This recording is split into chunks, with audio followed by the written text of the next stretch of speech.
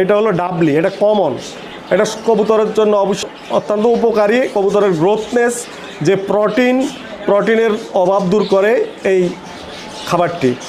আর বন্ধুরা, এটা হলো কুসুম ফুল, এটা অত্যন্ত উপকারী একটা খাবার। এটা কুসুম ফুল, এটা আমাদের দেশে কম হয়, এটা কানাডার থেকে আসে, অস্ট্রেলিয়ার থেকে আসে। এটা কবুতরের জন্য অনেক, কবুতরের হার্ট শক্ত রাখে এবং লিভার ভালো রাখে। আর ভিউয়ার্স, আরেকটা খাবার অত্যন্ত গুরুত্বপূর্ণ, এটা হলো বাজরা। এখানে সবুজ বাজরা, সাদা বাজরা, বিভিন্ন প্রকার বাজরা হয়। এটা কবুতরের যেই রোগ জীবাণু থেকে কবুতরের রোগ প্রতিরোধ ক্ষমতা বাড়ায় এবং কবুতরকে শক্তিশালী রাখে। কবুতরের কিডনির জন্য এবং হজম শক্তির জন্য অত্যন্ত উপকারী বাজরা, এটা অবশ্যই আপনার মেনুতে রাখবেন।